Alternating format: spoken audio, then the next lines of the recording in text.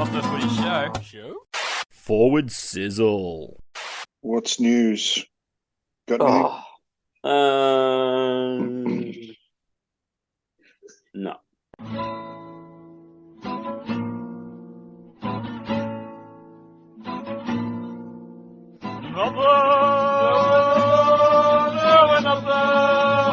the Footy Show. G'day, everybody. Welcome to episode 282 of Not the Footy Show. The new season is upon us, and in typical Not the Footy Show style, we waited till round 2 to start recording in-season podcasts. Panthers have just beaten South Sydney 16 points to 10 in the opener of round number 2. I've got Robb Cox with me. I am Warrick Nicolson. Coxsmith, I was basically away from football last weekend, and you are going to be the doyen of round 1. Everything that you said, I'm just going to nod and agree with, like normal. But I want to talk about the Panthers and the South Sydney game that we just watched, because it was pretty. It was exciting. It wasn't super high standard of footy, particularly in attack, but I'll take it as an early season blockbuster, if you want to call it that. Oh, yeah, it was all right, mate. I mean, the Panthers looked really clunky for probably 65 minutes of that game, just like they were the week before in round 1. But, when you get those games that are tight in score, there's no blowout because Panthers were probably clunky. And, they're still finding their feet. Even though they didn't lose too many players, they're still finding their feet. I think that young, well, he's not that young, but the hooker looks pretty good. Sonny Luke. Yeah. He looks better than Kenny, that's for sure. Yeah, although, Kenny, I don't know, Kenny did a couple of good things tonight, but he's just not that live wire out of he doesn't get them on their front foot early on in their tackles. And, I've got to bring something up that I saw tonight. Yep. What are your thoughts on, now, I'm an unashamed Grant Atkins fan. I like him as a referee. Same here. There was a decision tonight, probably halfway through the second half, where there were a lot of mistakes and there's a bit of mistake happening, and Luai made a tackle and held on to a player and kind of kneeled up, and the player put the ball on his knee. Referee said that he interfered with the play of the ball. I don't agree for 1 second he interfered with the play of the ball. The player put his... And then it goes to the bunker. I've got a theory. Referring things to the bunker a lot, as much as we trust that you should get the right decision, that was, in my mind anyway, glaringly obvious that Luai had nothing to do with that ball being dropped. And sometimes I just get the feeling that they back their mates up. They're all mates. They're all buddies in there. I think Atkins was wrong. I think he was straight up wrong. And it was like the guy in the bunker, I don't know who it was tonight, just fell into line and said, he pulled himself closer or something like that. I mean, not the most exciting thing to happen tonight, but what are your thoughts on that kind of stuff? Look, I actually was texting a few guys in a WhatsApp group, and my issue is that Jerome Luai does what he does all the time. He crowds the ball. Even if he's not the guy, the tackler, he'll come in and he'll put hands behind the head and he'll hold the guy down as he's getting up. I think he's been done because he did it 3 tackles in a row. If you have a look at that set, he does the same thing 3 times in a row, and the last time is the first of the 3 tackles where he's actually in the tackle itself. And they have ruled, and again, this is how they ruled it, not necessarily if I agree, that he moved his body back in towards Thompson, and that's why his knee was there when Thompson got to play the ball. If it's not Luai, that's just some other person who doesn't like pushing the boundaries. I probably don't think it's a penalty. But Luai puts himself in those situations regularly. Mate, look, Luai does that. He definitely pushes the envelope all the time.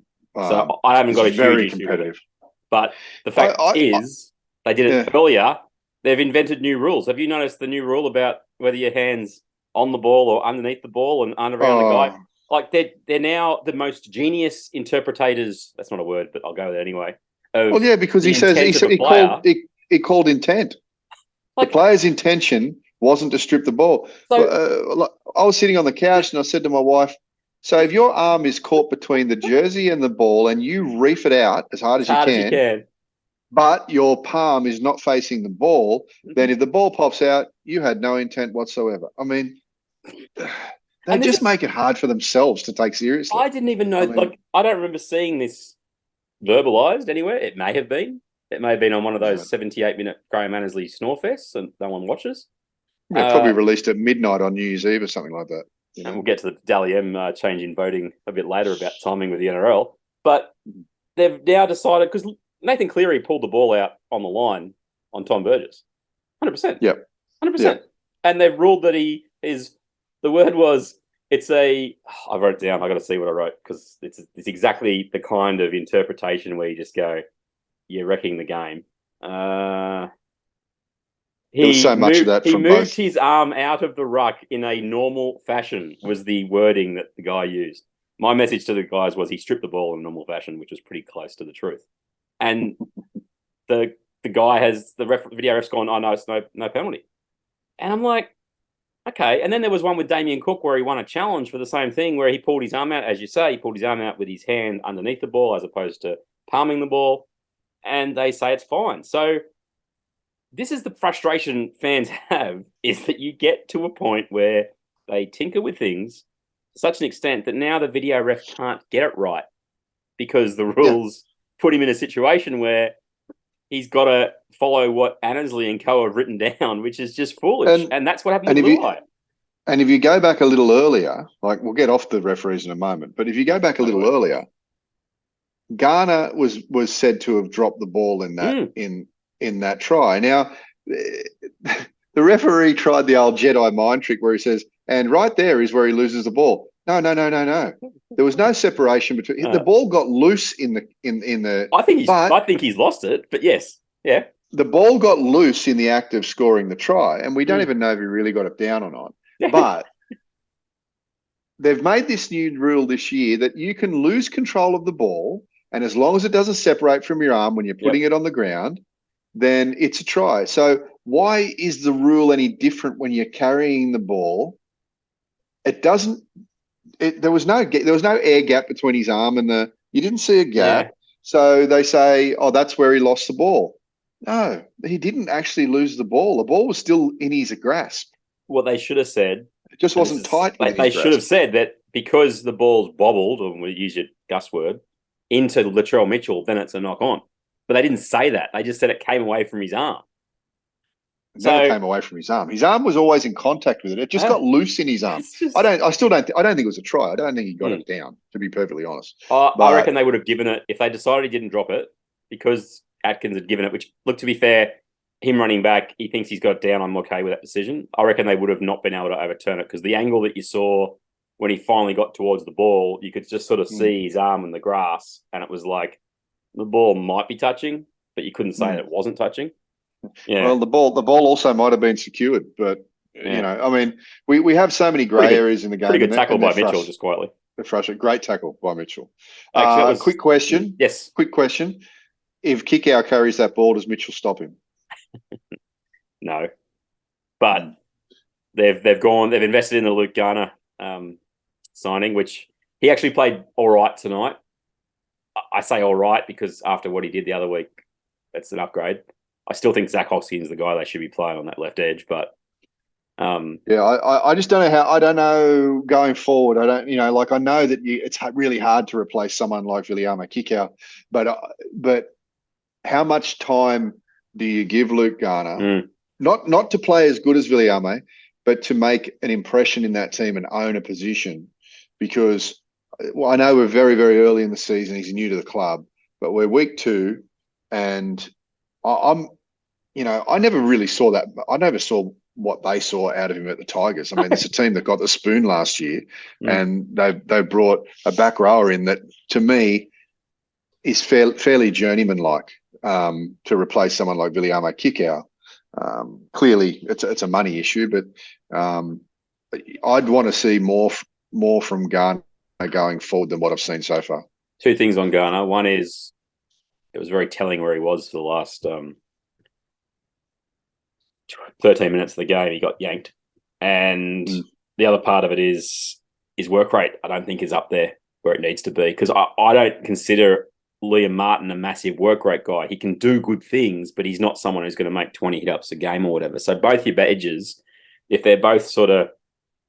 I think a guy like Kikau could afford to run 12 times a game because he's going to give you that quality. I don't think Garner's in that category. So I think they over-rely on then Yo doing a lot of work in that middle. I thought Spencer Leno, that's probably the best game I've seen him play in a long time. He made a difference when he came on, and Absolutely. He's now leaving the Panthers.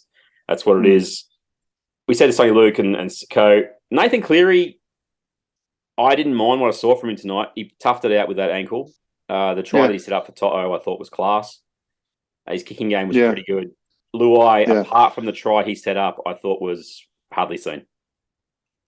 Well, look, the try set up was fairly decent, though. I've got to admit, he did give a couple of penalties away.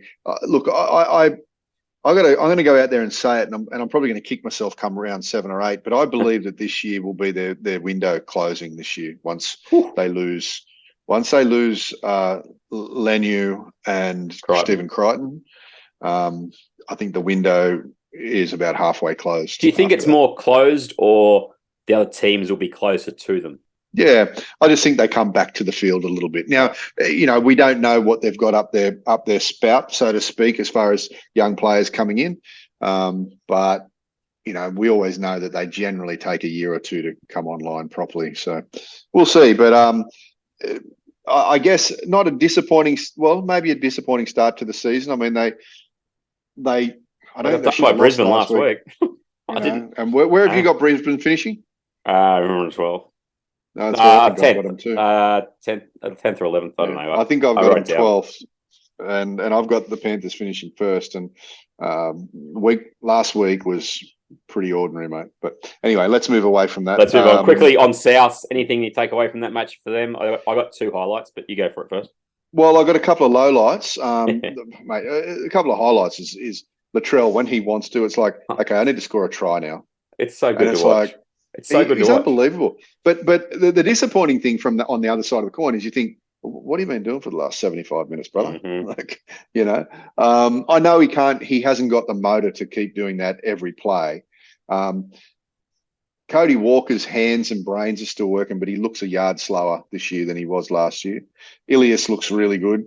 I think Ilias is going to be, in probably a year or two's time, Ilias is going to be one of those players that they talk about, when's he coming off contract? We like to have a stab at him. Because there's not many halfbacks that are free at the moment. I know Braden Trindle is. Just quietly, did you see the mainstream media's caught up with the Footy Show exclusive from a couple of weeks ago?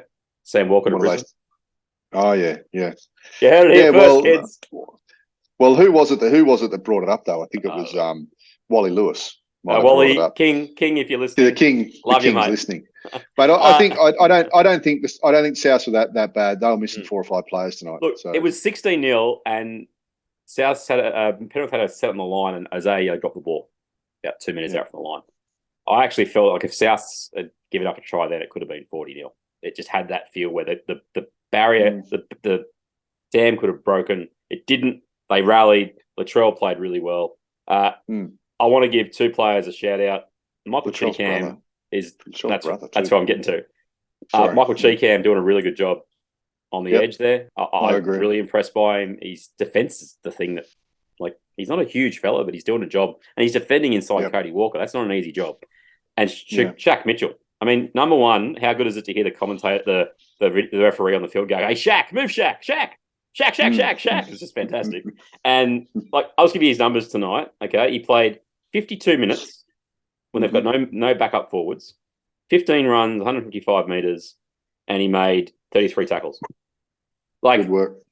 Seriously, he's got himself back into his body shape that he needs to be able to play first grade, and the coach trusted him tonight. So Shaq Mitchell, outstanding work there, and as I say, Cheekham doing a good job. I thought Cam Murray was a bit disappointing tonight. Walker, he tried, but just wasn't that effective. But Mitchell, he's the straw that stirs the drink there at South. So 16-10 Panthers. That opens up round number 2. Quickly, let's go to round number 1 and the things that have happened that deserve a mention. I didn't see this game. I apologise, and I'm going to rue it because I had the mighty Redcliffe Dolphins finishing 17th. But Uncle Benny pulls one out of the hat. What did you make of that match? Because I didn't. I only saw he's like the wily coyote, isn't he? The grinning assassin. He's got a way to get a team to lift, mate. And I don't know what we're going to see out of Redcliffe this week, but what we saw last week was them beating a top 4 team. 28-18 over the Roosters. And the Roosters never looked like they were in it. Wow. It was almost like they never come out of the shed. That's how strong the Dolphins were. So, and he doesn't have any marquee players. He's got some good first grade players, but he doesn't have any. Got a bunch of young guys there, but he has no outstanding halfback 5'8", hooker. Yep. He's got discards almost, with all due respect. Yep.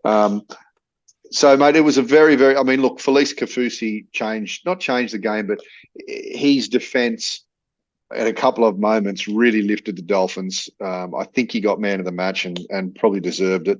Mm-hmm. The cheese was really nowhere to be seen for the Roosters. Didn't do a lot, but the Roosters again. The Roosters weren't allowed to get really into the game all that much, and I think that you're not the first person to say that to me. Yeah, the score doesn't really tell you the story. I mean, if it was 32-0, it would probably be a bit more like it. But it was 12-6, wasn't it? It was 12-6 at one stage to the Roosters, and then the Dolphins put on a show. A couple of things out of this: only 32,000 there in a 54,000 seat stadium. We keep hearing about still not bad though. We keep hearing how Queensland's the home of rugby league, mate, and for the first ever game of the Dolphins, they get 32,000 on a beautiful Sunday afternoon at Suncorp, where I'd love to watch every game played in the afternoon there. That disappoints me. Is Suncorp their home ground? Well, for the big matches, it will be, and then they'll play. They put Canberra this week at Redcliffe, and they'll have like 10,000. But to me, it's like the first game, and you only get 32,000. That's disappointing. It just is. But big win for Uncle Benny. I still have them last. Other games. You're brave. Very much brave. So. Melbourne keep that Craig Bellamy magic going in round 1. Yeah. I watched this somewhat. I was on a screen where I was fair way away, but I kind of watched it, and it looked like Para wasted some opportunities there to put the game away. Didn't put them away, and then Harry Grant ends up winning the game in extra time. Anything stand out to you here? Oh, not really, mate. I mean, I think it was a bit of a dour affair, to be honest. I don't think neither team played fantastically. There were moments. I mean, hats off to Cam Munster playing with a broken finger. Not just broken; it's mangled. Is the better word for it? Yeah. Oh, wow. And it seems that, like I've said before about Mitchell Moses, when the blowtorch is on, he's nowhere to be seen usually.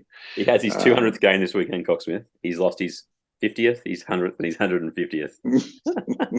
Love a good stat. Who are they playing this week, by the way? Can you tell me? Cronulla, tomorrow night, 6 o'clock. Wow. Everyone's been going on about Jermaine Hopgood. Fantastic stats. Can't deny him.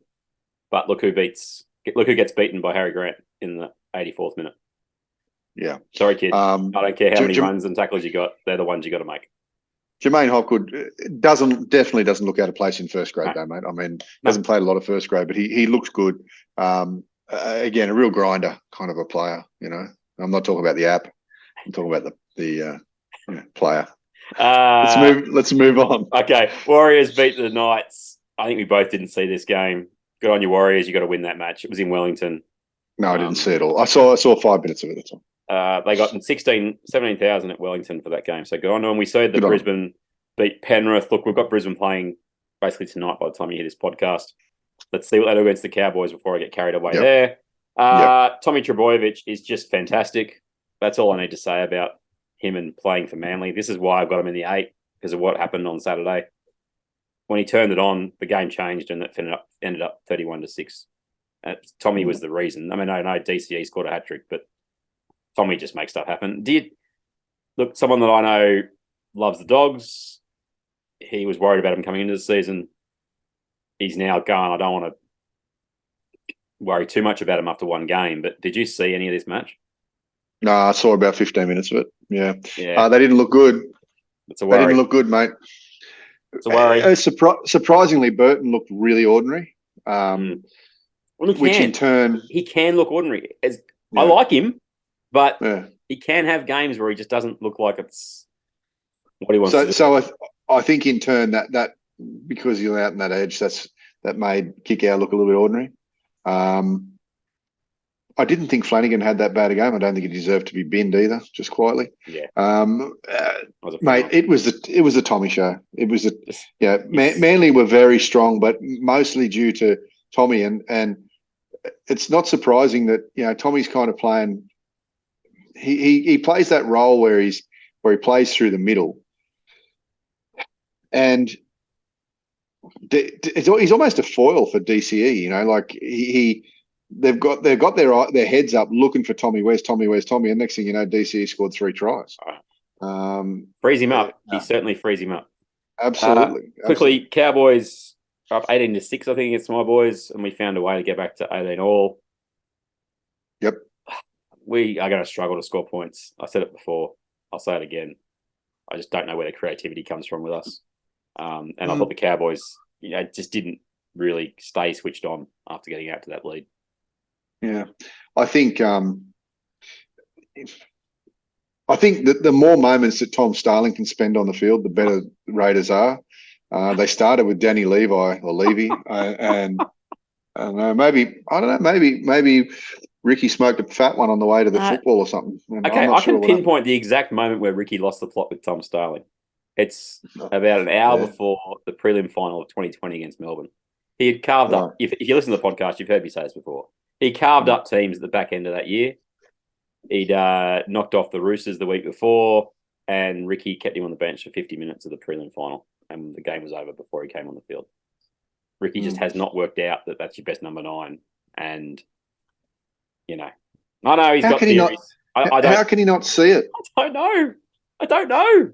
He's a smart dude, man. The thing about him is, you can see, I think where he's coming from is he's going, my forwards can lay the platform. When he comes on, he'll just break havoc.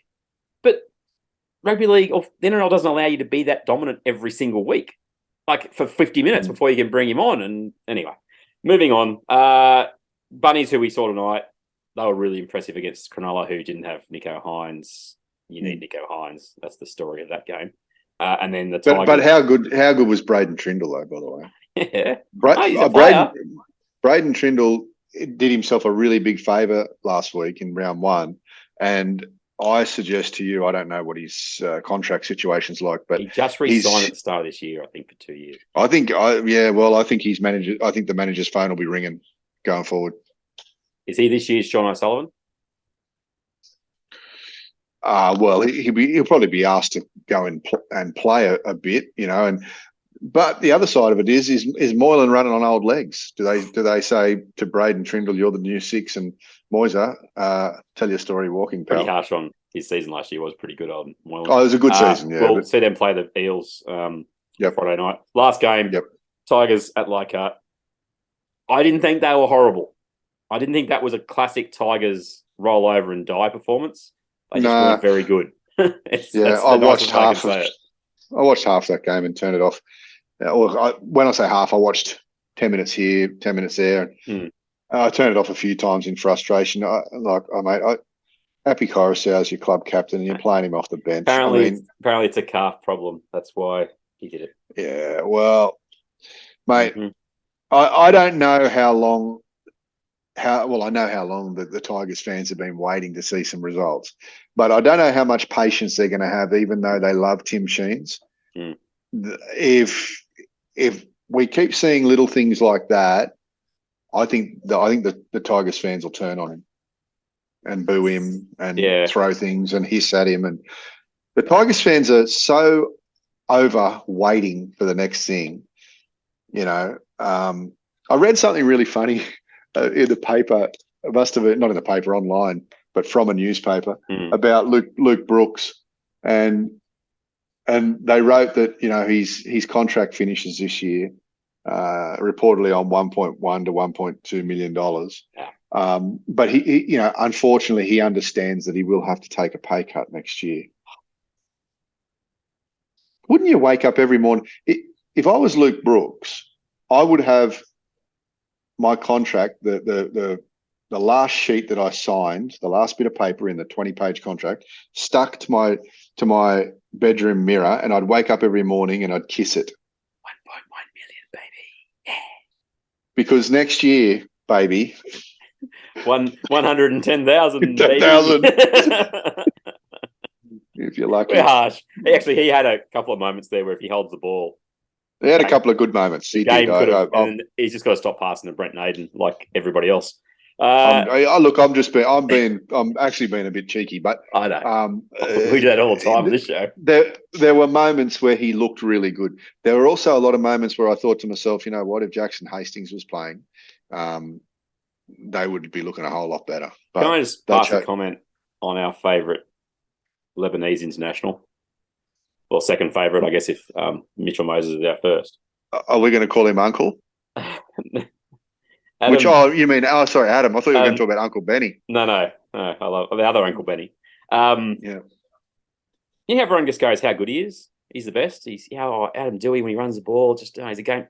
They lost 22-10. I'm sorry. Like, if you're as good as what we keep getting told by everybody, you've got to lead that team. You got to step up past your Luke Brooks, and you got to. They scored 10 points. I don't know.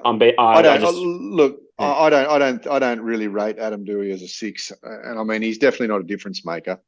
Not from stats, baby. Stats. Not from anything anything I've ever seen. But I think it's going to be probably a harder year than I predicted for the Tigers. I don't think either of us were carried away entering the season with our predictions, to be fair.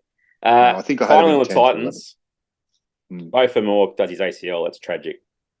But it somewhat was a good thing for the Titans in that it finally put Kieran Foran next to Dave Fafita. And, hey, look what happened. We may have covered that off when we were doing our predictions.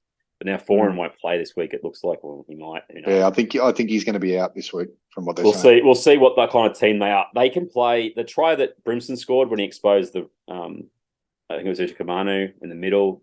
That's good coaching. Like, that's identifying a thing. And I just want to see more of that from the Titans. They are an exciting team to watch, but I do worry about their defense, and that's the way it goes. We won't give you a preview for round 2 because by the time you listen to this, the game's we're going to be halfway through it. But the point is, we just want to get you a bit of a feel for where we've seen the season so far. I mean, I can't believe I haven't uttered the word Supercoach Seabold hasn't lost a game at Manly yet, but there you go. Sean Penn is just delighted.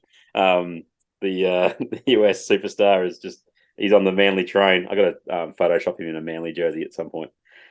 Final thing before we go, we're running out of time. We're going to do 10 minutes. We've done half an hour. What is going on at the NRL when for years you tell everybody that the Dally system is perfect? It's, we've got the best minds in the game giving votes, and every year, sometimes, well, not every year, but sometimes we get a bit of a surprise. Generally, the best player kind of wins it, but we know the system's flawed. They change the system, Coxsmith, but they wait till after the first round is played to tell everybody about it. So explain to everyone what it means, mate. What it said. Sorry, hold on. What it said, to answer your question, what it says is the reason why is because they're trying to hide it, or they're not all that confident about what the reaction is going to be to it. So tell me what the changes are. 2 voters, anonymous now. You're no longer finding out who's voting. It's probably the same team, to be fair. And they're watching the game independently, and they're giving out 2 sets of votes. So are they watching the game independently live, or are they watching the game later? It would be live. There's no way you could do it post, like having known the result. That would influence your vote too much. Sure. So that means that a player can get 2 sets of votes and be more than everybody else. Like, so you're gonna get 6 votes instead of 3 votes when they go to the count.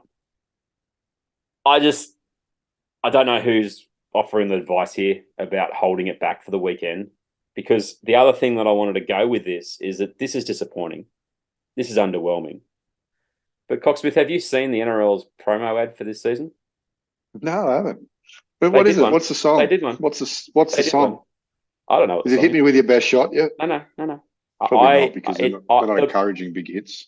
With respect, I know the agency that did it, and they do some good stuff. But who is it? Name names. No. But it's really ho-hum, Coxsmith, and it may as well not have even been done. And I'm not trying to sound harsh, but hold on. Are you saying you don't like it? it's just there. There's no. It's a bunch Who's of starring fans. in it? It's a bunch of fans running to the football. You've seen the new tagline: "Run to what's real." They're sticking No, I with haven't this seen it. NRL is real, unreal thing. It's just. I know people that have worked on this thing, and I'm not trying to poke holes in them. That's not what I'm doing. I'm really concerned that we have got to a stage now where Channel 9 and Fox run the game so succinctly and so clearly that the marketing of our game is no longer being done by the NRL. Is that a good thing? Is that a bad thing? I don't know. But the fact that they wouldn't own the Dally M announcement until after the weekend is played, and they wouldn't even, and you don't even know that they've got a season promo video out. It says a lot. It really says a lot. So we've got 3 minutes left, but are you really worried about the Dally M award? Is that something that keeps you awake at night? Because I know it doesn't affect me. I don't really care. I don't understand why you make changes to appeal to people or appease people and then hide behind it for a weekend. That makes no sense to me. Do you think the changes were made to make it more fair, or like they think that so by the giving two people voters, are judging?